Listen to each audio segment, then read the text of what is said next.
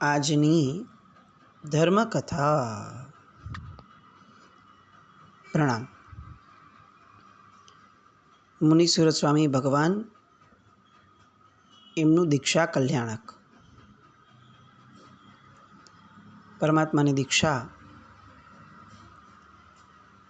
એ ત્રણેય જગતના સૂક્ષ્મતમ જીવો માટે પણ કલ્યાણનું કારણ બને છે. જે ક્ષણે પ્રભુ દીક્ષા ઉચ્ચરશે એ ક્ષણે ત્રણેય લોકની અંદરમાં અજવાળા થશે અને સુખનો અનુભવ ક્ષણ માટે પણ જીવોને થશે. આવું કેમ થતું હશે? ચ્યવન, જન્મ, દીક્ષા, આ બધા કલ્યાણક શબ્દ કેમ વપરાય? અને એવું તે શું છે કે જેના દ્વારા નારકીના જીવને પણ, જેને શાતા મળવી અશક્ય છે, એવા પ્રકૃતિના સિદ્ધાંતથી વિરુદ્ધ એવું કોઈ કાર્ય કઈ રીતે થતું હશે?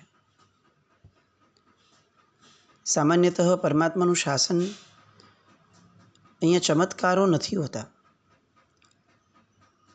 અહીંયા જે પણ થાય છે એ સૃષ્ટિના નિયમને આધારિત થાય છે. 10 અચ્છેરા જે આપણે ત્યાં આવે છે એ એટલા માટે જ આવે છે કે આવી 10 જ ઘટના અનંતકાળમાં બની છે કે જે સૃષ્ટિના નિયમથી વિપરીત હોય.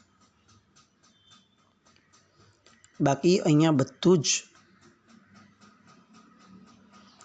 કર્મનો સિદ્ધાંત, સૃષ્ટિનો સિદ્ધાંત, નિસર્ગનું મહાશાસન એ બધાના આધારે જ ચાલે.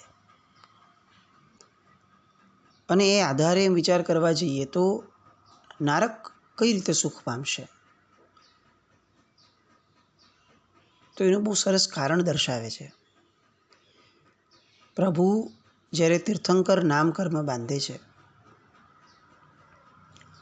એ ક્ષણે પ્રભુની ચિત્તની વૃત્તિઓ જે છે એમાં ફક્ત હું કંઈક પામું, હું મારો મોક્ષ પામું, એટલા ભાવ પૂરતું સીમિત એમનું ચિત્તનું તંત્ર નથી હોતું. એમની અંદરમાં અનંત કરુણા એ સમયે પ્રગટેલી હોય છે, જેમાં જગતના જીવોની સ્થિતિ જોઈ અને કરુણા પ્રગટી, ભાવ પ્રગટ્યો કે આ બધાને બહાર કાઢવા જેવા છે. આ લોકો ક્યારે બહાર નીકળશે આ જગતના ચક્રમાંથી? અને એક ક્ષણે એમને એવો વિચાર આવે,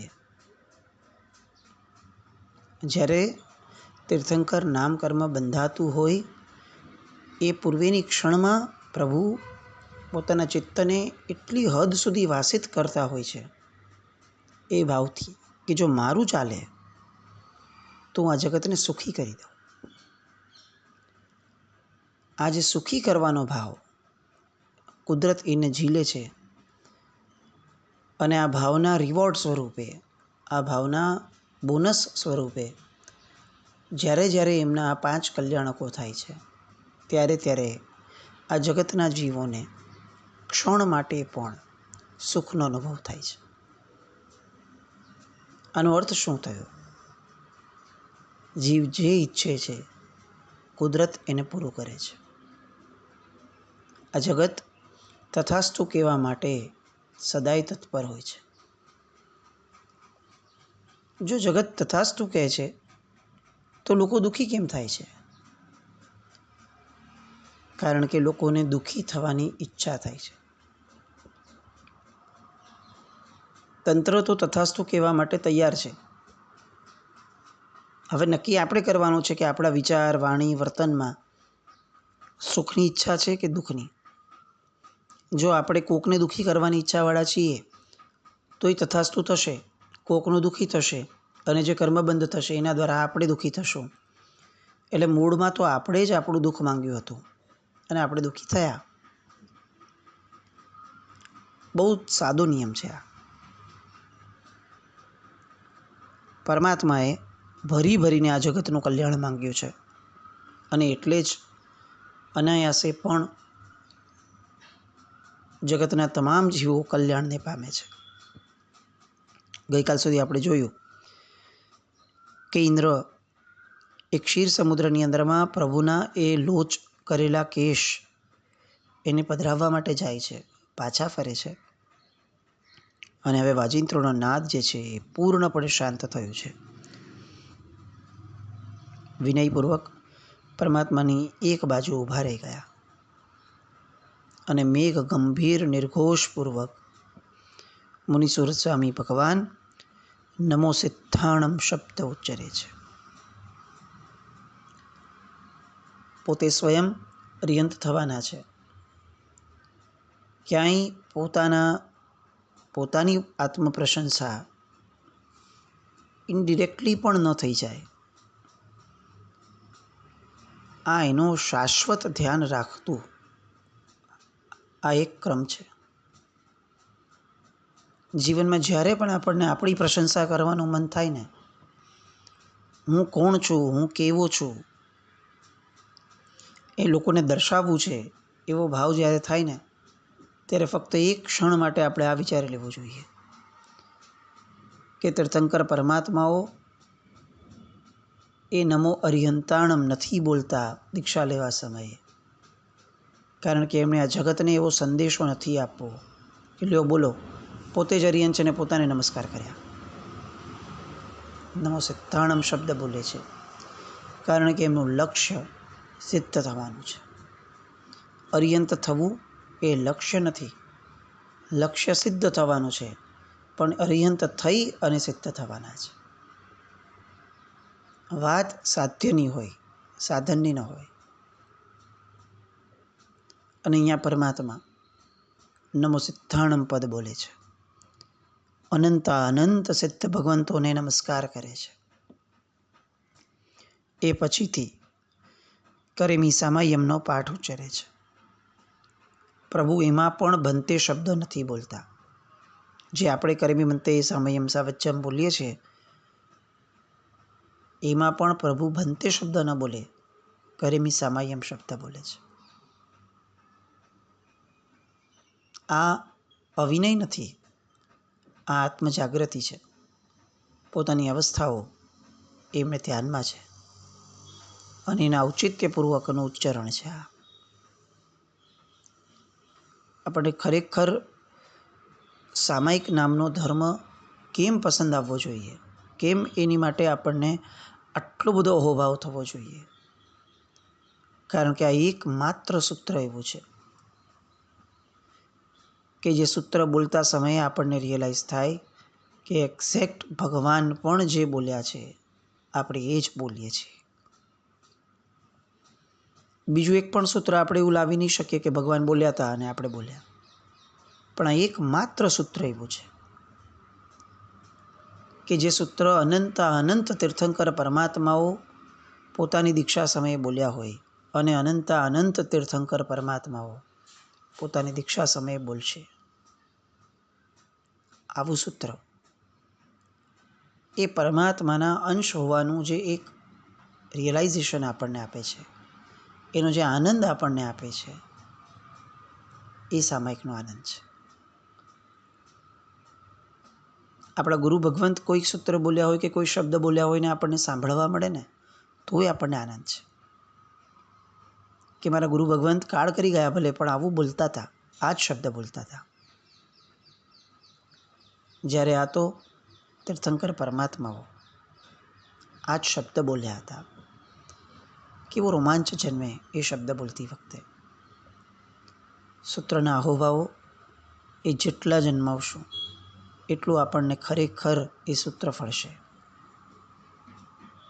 કરેમી સામાયમનો પાઠ ઉચ્ચરે સંસારના સર્વ સાવધ્ય પાપમય વ્યાપારો એનો મન, વચન અને કર્મ ત્રણેય દ્વારા ન કરીશ, ન કરાવીશ, ન કરનારની અનુમોદના ક્યારે પણ કરીશ, આવી પ્રતિજ્ઞા પ્રભુ અંગીકાર કરે છે અને યાવત જીવના સામાયિક વ્રતમાં પોતે આરૂઢ થાય છે. આ ક્ષણે પ્રભુને મનઃપર્યવજ્ઞાન ઉત્પન્ન થાય છે. એમના જ્ઞાનાવરણીય કર્મનો બહુ વિલક્ષણ રીતે ક્ષયોપશમ થાય છે. કેમ આવું થયું? અચાનક શું થયું? પ્રભુ જ્યારે પણ સાવધ્ય પ્રક્રિયાઓના પાપના ત્યાગરૂપ કરેમી સામયમ શબ્દ બોલે છે, ત્યારે જે મનમાં દ્રઢ સંકલ્પ એમના દ્વારા પ્રગટ થાય છે, એ સંકલ્પ એટલો બધો ભીષણ છે કે ઢગલાબંધ કર્મો ફક્ત આ સંકલ્પના કારણે જ ખતમ થઈ જાય છે, એ ક્ષણે જ. અને કર્મક્ષયના આધારે મનોપરિજ્ઞાન ઉત્પન્ન થાય છે. સંકલ્પની તાકાત શું છે એ કોઈ આપણને પૂછે તો આ દૃષ્ટાંત હંમેશા આપણી નજર સામે હોવું જોઈએ કે જો આ તાકાત છે સંકલ્પની, કે પ્રભુ ફક્ત સંકલ્પ કરે છે કે આજ પછી હું આ નહીં કરું, અને બીજી કાચી ક્ષણે છેક મનોપરિજ્ઞાન સુધીનું કર્મનો ક્ષયોપશમનું બળ એ એમનામાં પ્રગટ થાય છે. અને આ ફક્ત પ્રભુ માટે છે એવો કોઈ એક્સક્લુઝિવ નિયમ નથી. સંકલ્પનો બળ એ તો દરેકે દરેક વ્યક્તિ અનુભવી શકે છે. અને એટલે જ આપણે ત્યાં કોઈ પણ ક્રિયા, સામાન્યમાં સામાન્ય ધર્મ ક્રિયા કે અધર્મ ક્રિયા, કોઈ પણ ક્રિયા કરતાં પહેલાં સંકલ્પ કરવાની આપણે ત્યાં અચૂક વાત આવે છે, જે આપણે ચૂકી ગયા છીએ. મારા દ્વારા ઊભું કરાયેલું જે પણ પુણ્ય છે કે જે પણ બળ છે ઉર્જાઓનું, એના દ્વારા મને આ ફળ પ્રાપ્ત થાવ, એ ઉર્જાઓનું બળ આ દિશામાં જાઓ, આવું વિચારીને પછી એ ઉર્જાઓને સંચિત કરવાની છે. પરિસ્થિતિ એવી છે કે આપણે ધડાધડ ક્રિયાઓ કરીએ રાખીએ છીએ, કોઈ સંકલ્પ કરતા નથી. એટલે આપણે જે કમાવાના છીએ એને કંઈ બાંધ્યું જ નહીં આપણે. તો એ જશે ક્યાં? તો કે વાતાવરણમાં. આપણને શું ફાયદો થયો? તો કે બહુ રેયરલી, બહુ ઓછો. અને સૌથી મોટી મુશ્કેલી એ છે કે વાતાવરણમાં છોડેલા એ પૂતગલો, એ પુણ્યના શુભતાના, એ જો ખુલ્લા રખડતા હશે તો કોક એને વાપરી અને નબળી પ્રક્રિયાઓમાં પણ એનો આધાર લઈ એ પુણ્ય દ્વારા કંઈક પાપ ઊભું કરી શકશે. આ બધી આંતરિક શક્તિઓની વાતો છે, પણ અંતે તો આ બધી શક્યતાઓ છે. કારણ કે નધણિયાતું હોય, રખડતું હોય, એ તો કોઈ પણ વાપરી શકે. એટલે અચૂક આ એક વિધાન આપણે ત્યાં છે. સૌ પ્રથમ દરેક ક્રિયા કરતાં પહેલાં મારે આ ક્રિયા કરવા દ્વારા શું મેળવવું છે એનો સંકલ્પ કરવો જોઈએ. માંગણી નથી, યાચના નથી કે ભગવાન હું આ કરું છું તો જરા મને આટલું આપજો ને. નહીં, આ નહીં. પણ એક આંતરિક શુદ્ધિનો સંકલ્પ હોય. મારા પુણ્ય દ્વારા મારામાં આ ગુણ પ્રગટો, મારા પુણ્ય દ્વારા આ જગતની અંદરમાં આ ગુણ પ્રગટો. જે જીવને જેવી કક્ષા અને જેવી સ્ફૂર્ણા, પણ સંકલ્પ વિનાની કોઈ ક્રિયા ન હોય. આવું અહીંયા પરમાત્માના મનોપરિજ્ઞાનની પ્રાપ્તિના પ્રસંગથી આપણને સૂચન થાય છે. એ દિવસે પ્રભુને નિર્મળ એવા છઠનું બીજો ઉપવાસ, એનું તપ હોય છે. પ્રભુએ દીક્ષા લીધી એ જ વખતે એમની ચરણ સેવાને જ પોતાનું જીવન કૃત્ય અનુભવનારા એમના પરમ સેવક એવા 1000 રાજકુમારો, એમણે પણ પ્રભુની જેમ જ ગૃહત્યાગ અને સંસારનો ત્યાગ કર્યો, ચારિત્રના આત્મકલ્યાણકારી પંથે ચાલી નીકળ્યા. કુશાગ્રપુર નામના નગરના બહારના પ્રાંગણની અંદરમાં, ઉદ્યાનની અંદરમાં થયેલી આ ઘટના. અને એ પછીથી પરમાત્માએ તો સમસ્ત સંસાર સંઘથી પર થઈ લોકાતીત બની અને આગળ વિહાર કરી અને કાયોત્સર્ગ ધ્યાનમાં લીન થવાની પ્રક્રિયાઓ તો શરૂ કરી દીધી. લોકો પણ, માનવ સમૂહ પણ અગોચર પ્રદેશમાં પ્રભુને વિહરવા લાગેલા જોઈ અને પોતપોતાના સ્થાને ચાલ્યા ગયા. એ આખો દિવસ, એ આખી રાત્રિ, બીજા દિવસના મધ્યાહન સુધીનો સમય, આ આખો સમય પ્રભુએ આત્મધ્યાનમાં પસાર કર્યો. અને બીજે દિવસે પારણું હતું, આહારની વેળા થઈ છે, એટલે પ્રભુ રાજગૃહી નગરમાં આહાર અર્થે સંચરે છે. પ્રભુ જ્યારે પણ ચાલે ત્યારે એમની દ્રષ્ટિ જે છે એ બળદગાડું હોય એમાં બળદગાડું ચલાવનાર માણસ જ્યાં બેઠો હોય ત્યાંથી એક ઘૂસરું નામનું એક સાધન એ બળદગાડાની સાથે જોડાયેલું હોય છે, જે બળદના મોઢાની સાથે બાંધાયેલું હોય એ ઘૂંસરું કહેવાય. એ જે ટ્રાયંગલ શેપનું હોય તે એ જેટલા અંતરનું હોય, 3.5 હાથ જેટલું હોય, એ અંતર સુધીની ભૂમિ ઉપર પ્રભુ જીવ રક્ષાના હેતુથી દ્રષ્ટિ નાખી અને ધીર અને ગંભીર રીતે ચાલતા હોય. આ જીવન પ્રભુ આ રીતે જ ચાલે.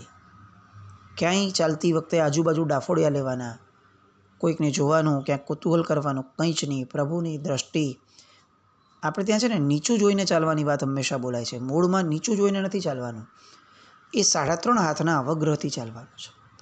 સાવ એકદમ નીચું જોઈને ન ચાલવાની વાત નથી આપણે ત્યાં. 3.5 હાથ સુધીની ભૂમિ જે છે ત્યાં દ્રષ્ટિ કરતાં કરતાં ચાલવાનું છે, કે એટલી દ્રષ્ટિમાં ક્યાંય પણ મારા દ્વારા કોઈ જીવ હણાઈ ન જાય. અને અનાસક્ત એવા પ્રભુ ફરતા ફરતા બ્રહ્મદત્ત નામના એક સુખી ગૃહસ્થના ઘર આંગણે આવીને ઊભા રહી ગયા. ધન્ય ધાન્યથી સંપત્તિથી સમૃદ્ધ હતો બ્રહ્મદત્ત. દાન રસિક હતો, ધર્મશ્રદ્ધાળુ પણ હતો. દયા, દાક્ષિણ્ય, વિનય, પરોપકાર આવા તત્વો એના લોહીમાં વણાયેલા પણ હતા. એના ઘરમાં એવી ઘટના બની હતી કે દેશાવરથી એનો જમાઈ મોટા પરિવાર સાથે મહેમાન થયો હતો. એટલે બ્રહ્મદત્તે એ દિવસે બહુ વિપુલ પ્રમાણમાં ખીર અને અન્ય રસોઈ પણ તૈયાર કરાવી હતી. અને બસ મહેમાનોને ભોજન પીરસવાની તૈયારી ચાલી રહી હતી. અને ત્યાં જ જમાઈ રાજને ભાણે બેસાડ્યા હતા અને પોતે પીરસવા માટે ખીરનું કમંડળ લઈને ઊભો હતો. ને એ જ વેળાએ પ્રભુ એના આંગણે પગલાં પાડે છે. એકાએક બ્રહ્મદત્તની નજર પ્રભુ પર પડે છે. નજર પડતાં જ એના 32 કોઠે દીવા થયા. એ એટલો બધો ભાવ વિભોર થયો અને ચિંતવવા લાગ્યો કે ઓહો, હજી તો ગઈકાલે આખા દેશના સાર્વભૌમ સ્વામી રાજા જે હતા એ મારા માલિક અતિ દુષ્કર વ્રત અંગીકાર કર્યા પછીની પહેલે જ દિવસે મારે ત્યાં, મારા તો અહો ભાગ્ય જાગ્યા, હું તો ધન્ય ધન્ય બની ગયો. આવું ચિંતન કરતાં જ હાથમાં પકડેલા ખીરના કમંડળ સાથે દોડ્યો પ્રભુ પાસે. પ્રભુજીની પાસે પહોંચી અને હર્ષના ગદગદ સ્વરે પ્રભુને વિનવ્યા કે પ્રભુ મને લાભ આપો. પ્રભુએ શ્રુતજ્ઞાનના બળે આ ખીર એ સર્વથા નિર્દોષ અને ખપે તેવો આહાર છે એવું જાણી અને હાથ પસાર્યા અને ખીરનો આહાર પ્રભુએ ત્યાં જ ગ્રહણ કર્યો. એ જ ક્ષણે પ્રભુનું પ્રથમ પારણું થયું અને દેવતાઓએ 12.5 કરોડ સોનૈયાની વસુધારા સહિતની પંચદિવ્યની વૃષ્ટિ કરાવડાવી. અહો દાનમ, અહો દાનમ, અહો દાનમ આવી ઘોષણા પણ કરી. આ ઘોષણા એટલી પ્રબળ હતી કે છેક પોતાના નગરમાં રાજમહેલમાં બેઠેલો સુવ્રત દોડતો દોડતો ત્યાં આવ્યો. નગરજનો પણ ટોળે વળ્યા. જેમ જેમ લોકોને આ દાનની ઘટનાની જાણ થતી હતી તેમ તેમ લોકો બ્રહ્મદત્તના સૌભાગ્યને વાંધવા લાગ્યા, અનુમોદવા લાગ્યા. લોકો માટે કુતૂહલ હતું, લોકો માટે આનંદ હતો, પણ પ્રભુ માટે તો એ ફક્ત ને ફક્ત એક ઘટના હતી. અને તરત ત્યાંથી પ્રભુ અન્યત્ર વિહાર કરીને ગયા. જુદા જુદા નગરો, ગામો, ભૂમિઓ બધાને પાવન કરતાં કરતાં બરાબર 11 માસ સુધી એમણે આત્માને લોકોત્તર એવા આત્મિક ગુણો વડે ભાવિત કર્યા.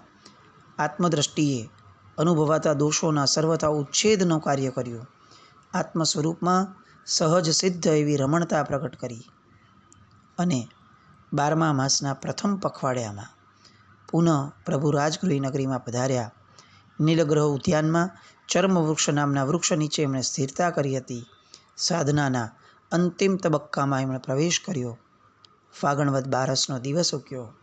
ચંદ્ર શ્રવણ નક્ષત્રમાં પ્રવેશી ચૂક્યો હતો અને એ સમયે પ્રભુજી શુક્લ ધ્યાનને બીજા અંશની પરાકાષ્ઠાએ પહોંચતા ચડતો પહોર હતો. નિર્જળા એવા છઠ્ઠ તપનું પ્રભુને પચ્ચખાણ હતું. અને એવે સમયે બાહ્ય અભ્યંતર તમામ પરિસ્થિતિઓ એનો સર્વાંગ સંપૂર્ણ સુમેળ સધાયો અને પ્રભુએ 4 ઘાતી કર્મોનો ક્ષય કર્યો. પ્રભુને કેવળ જ્ઞાન, કેવળ દર્શન પ્રગટ થયા. આ કેવળ જ્ઞાન કલ્યાણકના ઉત્તમ આધાર પર આજે આપણે સ્થિર થઈ અને કેવળ જ્ઞાન પછીની ઘટનાઓ માટે આવતીકાલે મળીએ એ પૂર્વે આવું કેવળ જ્ઞાન આપણને પણ થાય, આવો કર્મક્ષય આપણો પણ થાય, આવું પરાક્રમ આપણે પણ કરીએ અને કરશું જ. આવો એક સાત્વિક ભાવ આપણા મનમાં જગાવીએ અને ક્યારે આવું થાય એની સતત કલ્પનાઓ કમસે કમ એક દિવસ માટે આપણે કરીએ. બસ આવું કંઈક થાય અને આપણામાં પણ આપણું આ જ્ઞાન અંદર રહેલું એ પ્રગટ થાય એવી શુભ મંગલ કામના સાથે જીનાજ્ઞા કંઈ પણ બોલાય તો મિચ્છામિ દુક્કડમ. જૈનમ જયતિ શાસન.